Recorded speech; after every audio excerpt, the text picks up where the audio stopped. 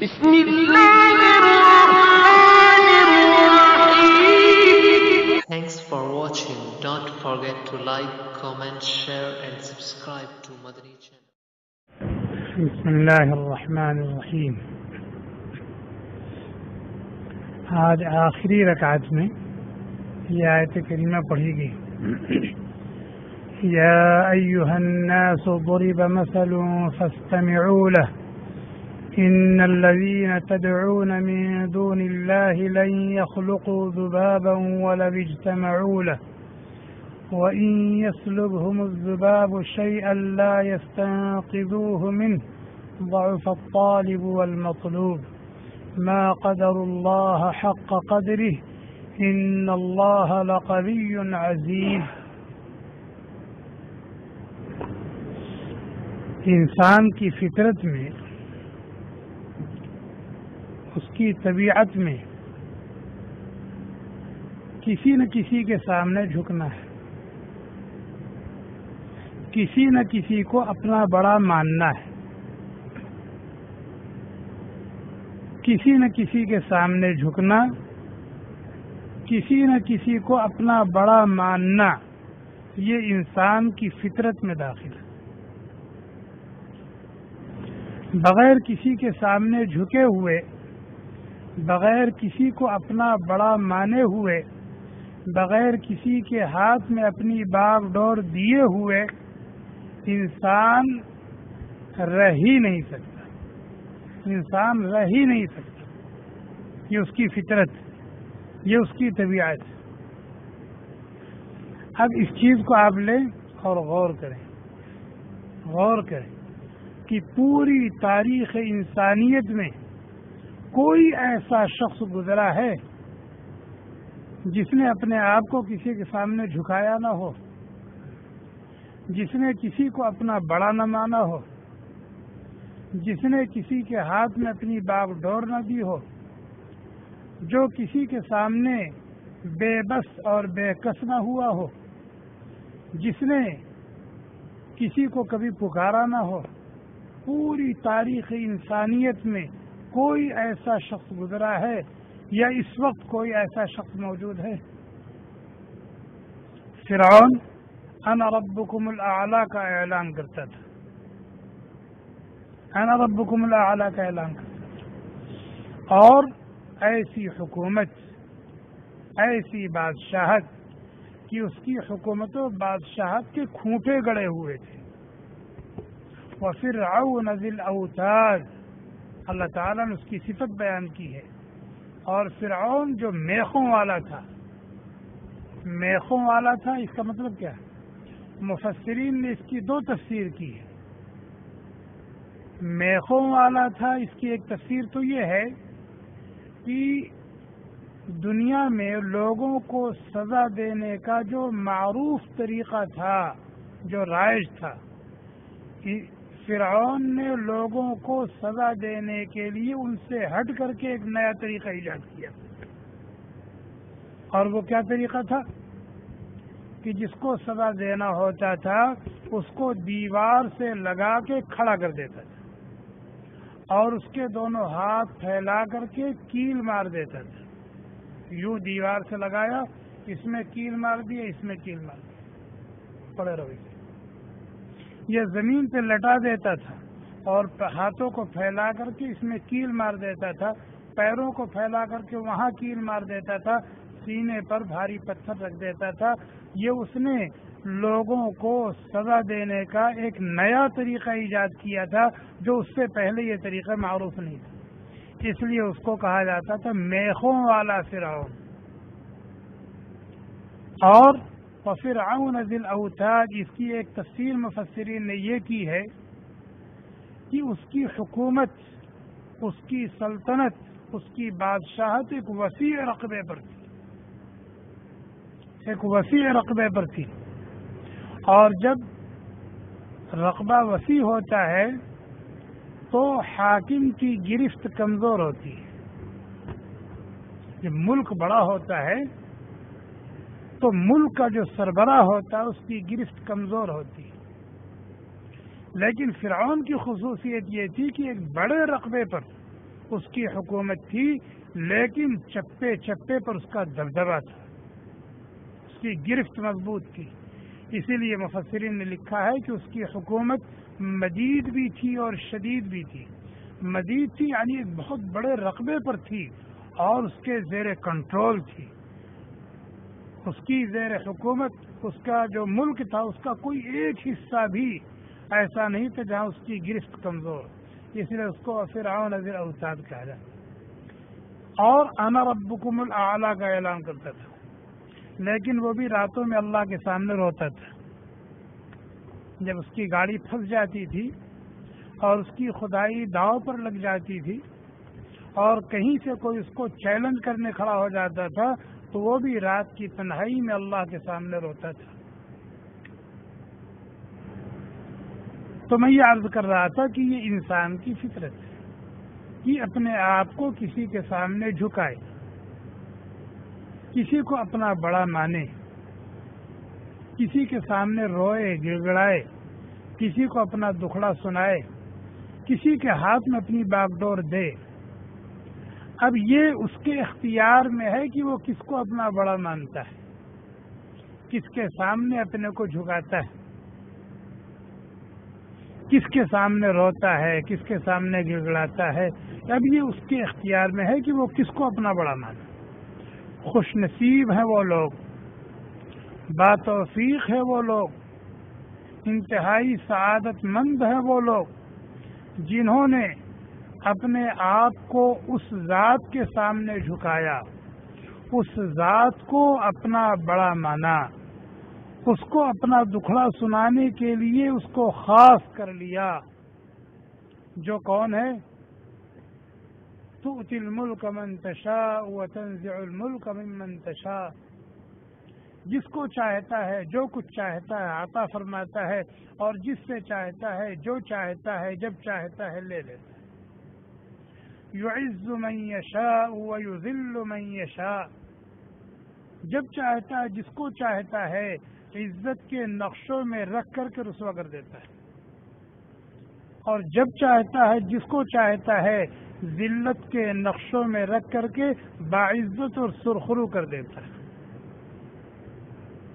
وہ ذات یولج اللیل فی النہار ویولج النہار فی اللیل، جو رات کو دن میں داخل کر دیتا ہے تو دن بڑا ہو جاتا ہے، رات چھوٹی ہو جاتی ہے. جو دن کو رات میں داخل کر دیتا ہے تو رات بڑی ہو جاتی ہے، دن چھوٹا ہو جاتا ہے. اور کبھی ایسا ہوتا ہے کہ نہ دن کو رات میں داخل کرتا ہے نہ رات کو دن میں داخل کرتا ہے، تو دن اور رات دونوں برابر برابر رہتے ہیں. یخرج الحی من المیت ویخرج المیت من الحی.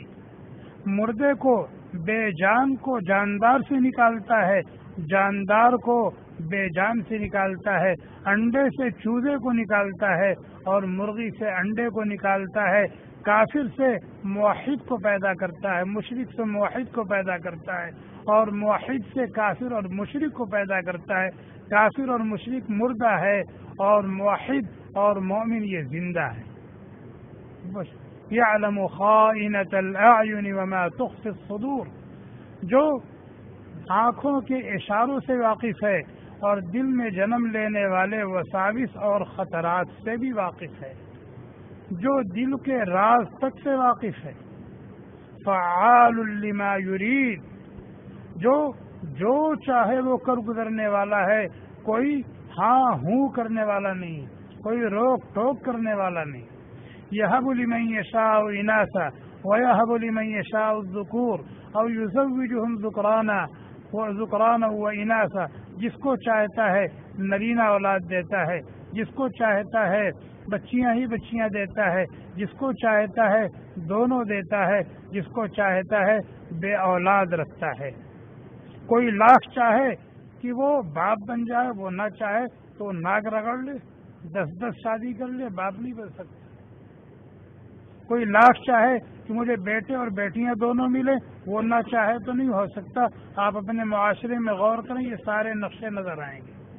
اب جس کا جی چاہے اس کو اپنا بڑا مان لے، اس کے سامنے اپنے آپ کو جھکائے، جب بھی ضرورت ہو اسی کا در کھٹکھٹائے، اسی کو مدد کے لیے پکارے، اسی کے سامنے ہاتھ پھیلائے، اسی کے سامنے بھیک مانگے، اسی کو اپنا دکھڑا سنائے، آپ کے اختیار میں یا آپ کی اختیاری چیز ہے۔ اس میں آپ اس کو اختیار کرنا چاہیں کوئی روک نہیں سکتا، ٹوک نہیں سکتا، اور اس کے خلاف آپ جانا چاہیں تو بھی کوئی مجبور نہیں کرتا۔ اور آپ کو یہ بھی اختیار ہے کیا کہ آپ ایسے کو اپنا بڑا مان لیں، ایسے کے سامنے اپنے سر کو جھکائیں جو ایک مکھی تک نہیں پیدا کر سکتے۔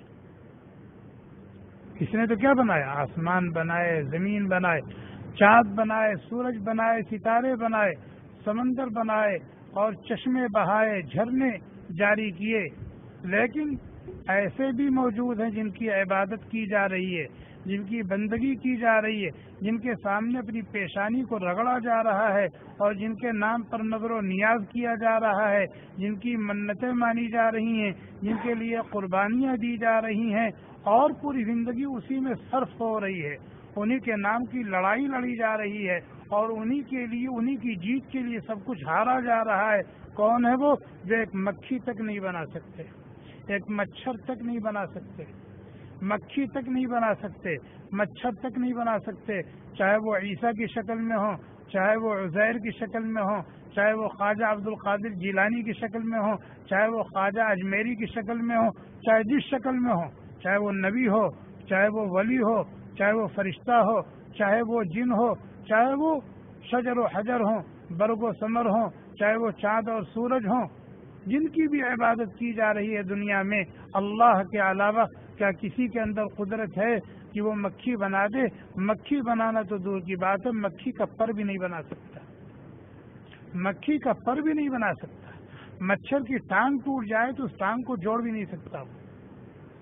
اسی کو اللہ تعالیٰ نے اس سورہ مبارکہ میں مثال کے ذریعے سے سمجھایا، یا ایھا الناس، اے لوگو، چاہے عرب ہو چاہے عجم ہو، چاہے شہری ہو چاہے دیہاتی ہو، چاہے کافر ہو چاہے مسلم ہو، چاہے پڑھے لکھے ہو چاہے ان پڑھ ہو، چاہے مرد ہو چاہے عورت ہو، چاہے جو بھی ہو، اگر تم انسان ہو یا جن ہو، عقل و شعور سے اللہ نے نوازا ہے تو اس بات کو سنو۔ یا ایھا الناس ضرب مثل، ایک مثال بیان کی جا رہی ہے، فاستمعوا لہ، دھیان سے اس کو سنو، بیان کیجیے۔ ان الذین تدعون من دون اللہ لن يخلقوا ذبابا ولو اجتمعوا لہ، اللہ کے علاوہ جن کو تم پوچھتے ہو، ان کی بے کسی، بے بسی، ان کی لاچاری اور مجبوری، ان کی عاجزی کا یہ حال ہے کہ ایک مکھی تک نہیں بنا سکتے، اور اکیلے اکیلے نہیں، وَلَوْ اجْتَمَعُوا لَهُ، چاہے عابد اور معبود سب کے سب مل کے بنانا چاہے تو بھی نہیں بنا سکتے۔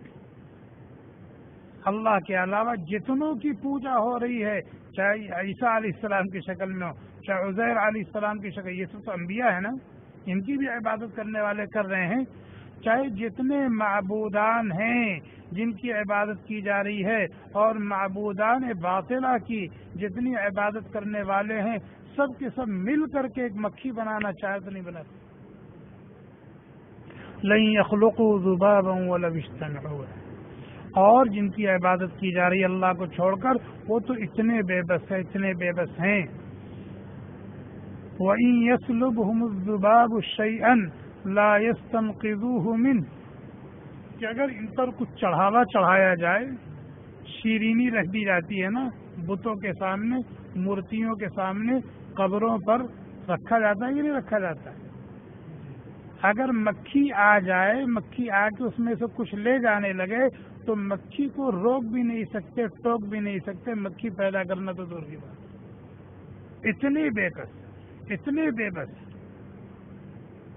کہ ان کو کھانے، ان کے اوپر جو چیزیں چڑھائی گئی ہیں، جو نظر و نیاز کیا گیا ہے، اس میں سے مکھی کچھ کھانے لگے، لے جانے لگے تو وہ اس کو ہڑا بھی نہیں سکتے، بھگا بھی نہیں سکتے، ان کو روک بھی نہیں سکتے۔ میں اسی کو دوسرے لفظ میں کہا کرتا ہوں، کتا آ کے ٹانگ اٹھا کے موچنے لگے تو اس کو بھگا بھی نہیں سکتے۔ جگہ جگہ مندروں میں مورتیاں ہیں نا، کہیں درخت کے نیچے مورتی رکھی ہوئی ہے، کہیں مندر میں مورتی رکھی ہوئی ہے، اگر دروازہ وغیرہ نہیں لگتا، دیہاتوں میں کہاں رہتا ہے سب، کتے آتے ہیں ٹانگ اٹھایا اور چھر سے ان کے منہ پہ مارا اور چلے گئے. فرمایا ضعف الطالب والمطلوب، ضعف الطالب والمطلوب، پجاری پوجا کرنے والے بھی لچر ہیں اور جن کی پوجا کی جا رہی وہ بھی لچر ہیں، بے بس ہیں، عاجز ہیں، کچھ بھی نہیں. ما قدر اللہ حق قدری، لوگوں نے اللہ کو پہچانا نہیں، لوگوں نے اپنے خالق و مالک کو، اپنے مولا و معبود کو، اپنے حاجت روا کو، اپنے مشکل کشا کو، اپنے رزاق کو پہچانا ہی نہیں. لیکن کان کھول کے سن لو، کان کھول کے سن لو، بات یہی ختم نہیں ہو جائے گی کہ تمہارا اختیار ہے، تم جس کو چاہو اپنا بڑا مان لو، جس کے سامنے چاہو سر جھکا لو. نہیں، دنیا میں ہم نے اختیار تو دیا ہے، اگر اختیار کو صحیح استعمال کرو گے اور جس کو بڑا ماننا چاہیے اسی کو بڑا مانو گے تو پھر آؤ ہمارے پاس، دیکھو تمہارا کیسا اکرام کرتے ہیں، اور تمہارے لیے، تمہارے اعزاز و اکرام کے لیے ہم نے کیسی کیسی نعمتیں تیار کی. اور اگر تم نے اپنے اختیار کو غلط استعمال کیا، جس کو ماننا چاہیے اس کو نہیں مانا، ایرے غیرے نتھو خیرے کا کی بندگی اور اس کی غلامی کا قلادہ اپنے گلے میں ڈال لیا، تو یاد رکھنا ان اللہ لقوی عزیز، اللہ تعالیٰ بڑے طاقتور ہیں، انتہائی غلبے والے ہیں. تمہارے اس شرک کی، تمہارے اس کفر کی، تمہاری اس نمک حرامی اور غداری کی سخت سے سخت سزا اللہ تعالیٰ تم، ان اللہ لقوی عزیز. اللہ تبارک و تعالیٰ کا شکر گزار ہونا چاہیے. آج جو ہم مسجد میں بیٹھے ہوئے ہیں، ہم کلمہ پڑھ رہے ہیں، ہم اللہ کے احکام کو پورا کرنے کی کوشش کر رہے ہیں اور اس کے منع کردہ امور سے بچنے کے لیے جتن کر رہے ہیں، اس میں ہمارا کوئی کمال نہیں، ہمارا کوئی کمال نہیں ہے، بلکہ اس کا فضل ہے اور صرف اس کا فضل ہے، اس کی نوازش ہے، اس کا کرم ہے جو ہمیں اللہ تعالیٰ نے کسی یہودی کے گھر میں نہیں پیدا کیا، کسی عیسائی کے گھر میں نہیں پیدا کیا، کسی دہری کے گھر میں نہیں پیدا کیا، کسی کافر اور مشرک کے گھر میں نہیں پیدا کیا، کسی مجوسی اور بے دین کے گھر میں نہیں پیدا کیا، بلکہ صرف اور صرف اپنے فضل سے ہمیں اپنے ماننے والوں کے گھر میں پیدا کیا. اور یہ توحید کی نعمت، ایمان کی نعمت ہمیں وراثت میں مل گئی، ہمیں وراثت میں مل گئی. لیکن یہ ایمان، یہ اسلام ہمیں وراثت میں تو مل گیا، ہم مسلمان تو ہیں، دنیا میں بھی مسلمان ہیں اور انشاءاللہ اللہ کے یہاں بھی ہم مسلمان ہیں، لیکن ہمیں اس پر قناعت نہیں کرنی چاہیے. یہ جو وراثت والا ایمان اور اسلام ہمارے پاس ہے، استدلالی ہے، عقلی ہے، ہم اس کو ذوقی، وجدانی اور حالی بنا لیں کہ وہ ہمارا حال بن جائے، بغیر اس کے ہمیں سکون نہ ملے، بغیر اس کے ہمیں قرار نہ آئے، بغیر اس کے ہمیں چین نہ ملے. اسی کو فرمایا لیزدادوا ایمانا مع ایمانہم، تاکہ اہل ایمان بڑھیں ایمان پر ایمان کے ساتھ، کہ جو ایمان انہیں حاصل ہے وہ محنت کریں، کوشش کریں تاکہ اس میں ترقی ہوتی جائے. اللہ تعالی ہم سب کو کہنے سننے سے زیادہ عمل کرنے کی توفیق عطا فرمائے اور قرآن کریم کا صحیح فہم نصیب فرمائے، قرآن کریم کا صحیح فہم نصیب فرمائے اور اپنی ایک ایک نعمت کا شکر ادا کرنے والا بنائے. سبحانک اللہم بحمدک ونشہد ان لا الہ الا انت ونستغفرک ونتوب الیک. سبحان ربک رب العزة عما یصفون وسلام علی المرسلین والحمد للہ.